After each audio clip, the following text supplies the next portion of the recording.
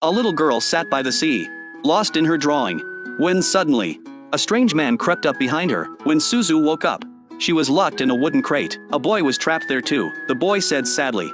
They'd been kidnapped by traffickers and would be sold soon. Suzu was crushed. The news devastated her. The thought of never getting home made her cry. The boy stayed silent, saying nothing. Then suddenly, Suzu stopped crying. She pulled out some milk candies and shared them with the boy. That little sweetness was enough to forget the fear. Suzu looked up and said, "We can't just give up.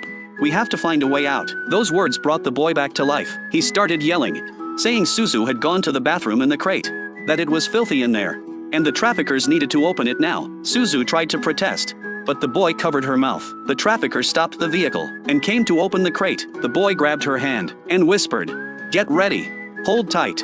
Don't let go." The moment it opened, the boy kicked the door wide, knocking the trafficker down. They ran hand in hand, too scared to stop. Once they reached safety, they finally breathed. Then, the boy suddenly said her name. Suzu was shocked. She'd never told him her name. The boy said he'd seen it embroidered on her pants. He thanked her, saying if she hadn't spoken up, he would have given up. He asked where she lived, wanting to walk her home. Suzu gave him her address, but politely declined. The boy told her to stay safe, then turned and left. By the time she realized she never asked his name, she turned around, and he was gone. As the sky darkened, Suzu still hadn't returned.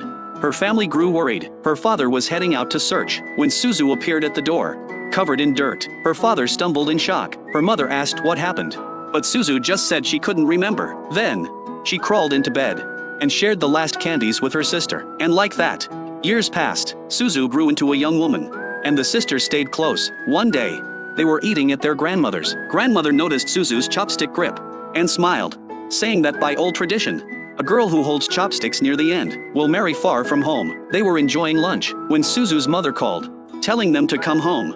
A man had come to propose a match for Suzu. Suzu hadn't expected this so soon.